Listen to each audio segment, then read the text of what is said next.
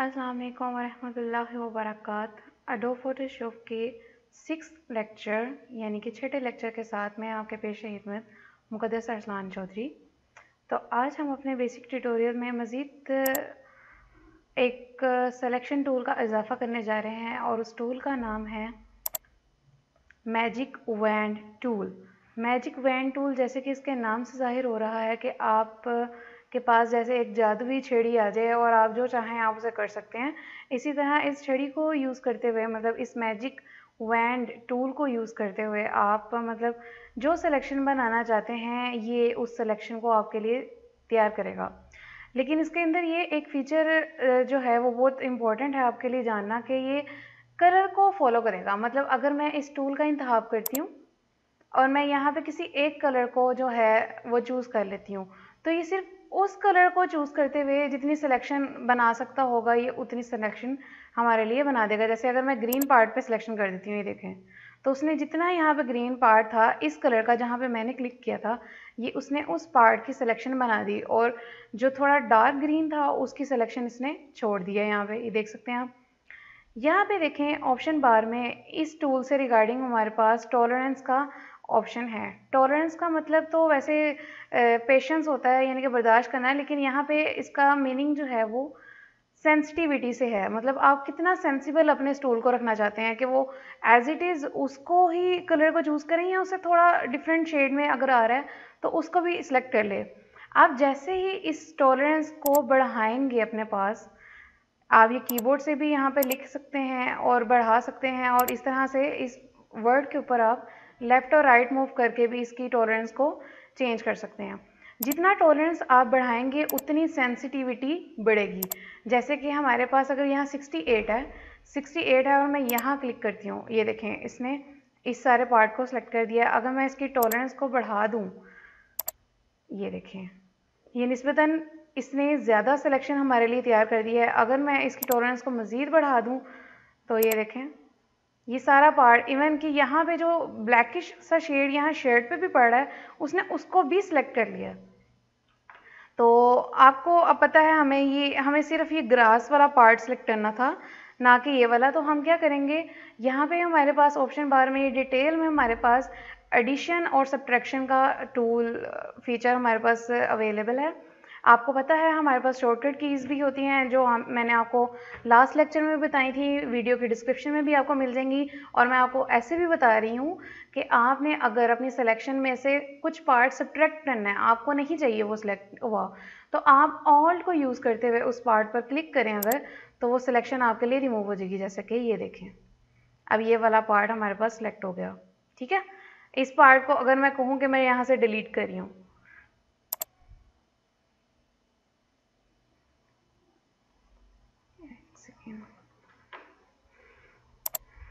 इस सिलेक्शन को हम यहाँ से अगर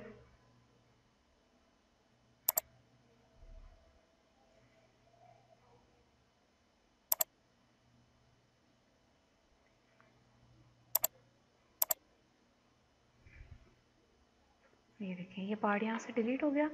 अब हम यहाँ से दोबारा से इस टूल का इंतखाब करते हैं और हम अब की बार ये वाला पार्ट चूज़ करते हैं। ये देखें, यहाँ पे मैंने कर लिया। इसकी सेंसिटिविटी को, हम टॉलरेंस को मज़ीद बढ़ा देते हैं और दोबारा से हम यहाँ पर क्लिक करते हैं। कंट्रोल डी किया मैंने और मैं दोबारा से यहाँ पे क्लिक करती हूँ। ये देखें, अभी भी कुछ पार्ट ये छोड़ रहा है। मैं क्या करूँगी, थोड़ी सी इसकी टॉलरेंस को और बढ़ा दूँगी और कंट्रोल डी करने के बाद दोबारा से इस ऑप्शन में करूँगी। अब ये देखें, अब ये इसने पूरी तरह ग्रास को सेलेक्ट कर लिया। अब हम यहाँ से ऑल्ट को यूज़ करते हुए इस सिलेक्शन को थोड़ा कम कर देते हैं और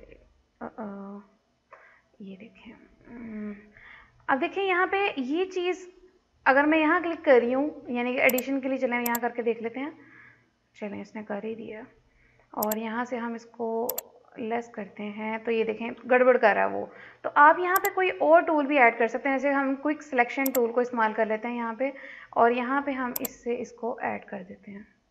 ये देखें, ये पार्ट इस तरह से ये हो गया। अब हम इस सिलेक्शन को भी यहाँ से अगर डिलीट करें, ये देखें, ये सिलेक्शन भी हमने यहाँ से डिलीट कर दी। अब ये देखें, हमारे पास ये पार्ट जो है इस पार्ट को हमने डिलीट करना है। इस पार्ट को डिलीट करने के लिए सिलेक्शन बनाई और उसको डिलीट कर दिया।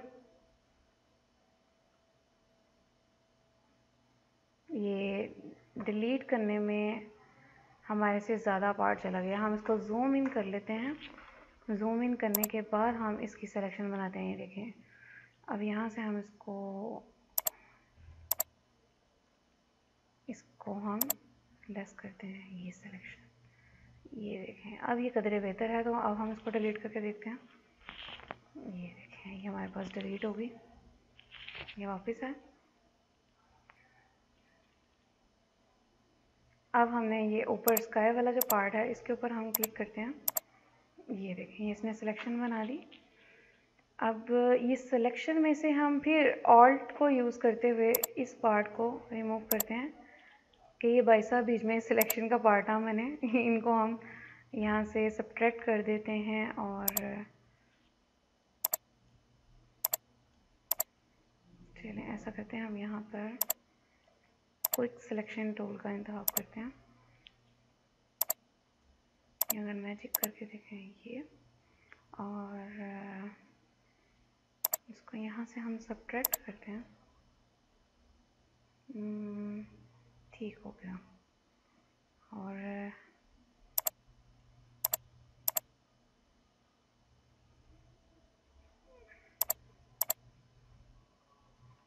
चलिए हम ऐसे ही इस सिलेक्शन को ले लेते हैं अपने पास। इस तरह से भी आप सिलेक्शन ले सकते हैं। आप ये सारा पार्ट चूज़ करें।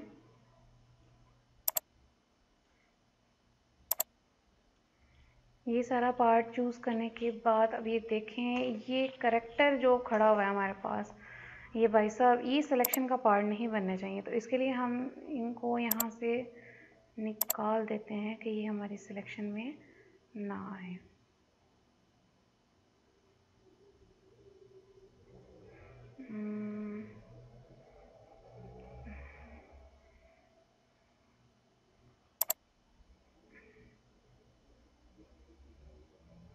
ये देखें,